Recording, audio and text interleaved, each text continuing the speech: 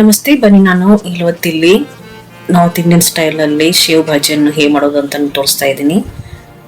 ಮನೆಯಲ್ಲಿ ಮಾಮೂಲಿಯಾಗಿ ಏನಾದರೂ ತರಕಾರಿ ಇಲ್ಲದಿದ್ರೆ ಚಪಾತಿಯೊಂದಿಗೆ ಈ ಶೇವ್ ಭಾಜಿ ತುಂಬಾ ಚೆನ್ನಾಗಿ ಹೊಂದ್ಕೊಳ್ಳುತ್ತೆ. ಬನ್ನಿ ಹಾಗಾದ್ರೆ ನೋಡೋಣ ಇದನ್ನ ಹೇಗೆ ಮಾಡೋದು ಅಂತ. ಇದಕ್ಕಾಗಿ ಮೊದಲನೇದಾಗಿ ಸ್ವಲ್ಪ ಗ್ರೇವಿಯನ್ನು ರೆಡಿ ಮಾಡ್ಕೋಬೇಕು. ಇದಕ್ಕಾಗಿ ಸುಮಾರು 1/4 ಕಪ್ ಅಷ್ಟು ಒಣ ತೆಂಗಿನ ತುರಿಯನ್ನು ಬಾಣಲೆಗೆ ಹಾಕಿಬಿಟ್ಟು ಇದನ್ನ ಸ್ವಲ್ಪ ಕಂದು ಬಣ್ಣ ಬರೋವರೆಗೂ ಇದನ್ನ ಹುರಿದುಕೊಂಡು ಇದನ್ನ ಪಕ್ಕಕ್ಕೆ ಇಟ್ಕೊಂಡ್ಬಿಡಿ.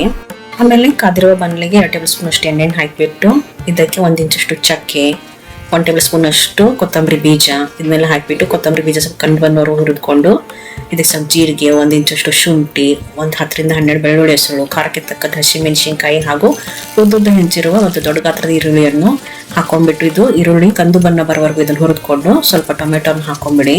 ಟೊಮೆಟೊ ಸಾಫ್ಟ್ ಆಗುವವರೆಗೂ ಇದನ್ನು ಹುರಿದ್ಬಿಟ್ಟು ಇದನ್ನು ನಾವು ಹುರಿದಿಟ್ಟಿರುವ ಒಣ ಕೊಬ್ಬರಿ ತುರಿಗೆ ಸೇರಿಸ್ಕೊಂಡ್ಬಿಡಿ.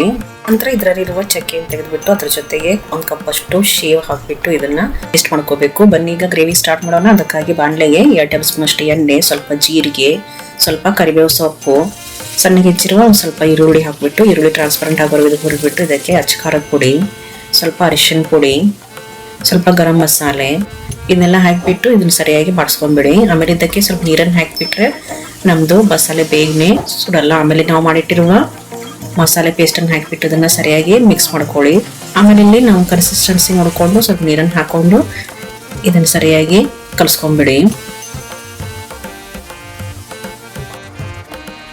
ಇದು ಎಣ್ಣೆ ಬಿಡುವವರೆಗೂ ಇದನ್ನ ಕುದಿಸ್ಬಿಟ್ಟು ಇದಕ್ಕೆ ರುಚಿಗೆ ತಕ್ಕಷ್ಟು ಉಪ್ಪು ಹಾಗೂ ಸರ್ವ್ ಮಾಡೋದ 5 ನಿಮಿಷ ಮುಂಚೆನೆ ಸ್ವಲ್ಪ ಶೇವನ್ ಹಾಕಿಬಿಟ್ಟು ಮೇಲೆ ಸ್ವಲ್ಪ ಕೊತ್ತಂಬರಿ ಸೊಪ್ಪನ್ನು ಹಾಕಿ ಇದನ್ನ ಸರಿಯಾಗಿ ಕಲಿಸ್ಕೊಂಡ್ಬಿಡಿ.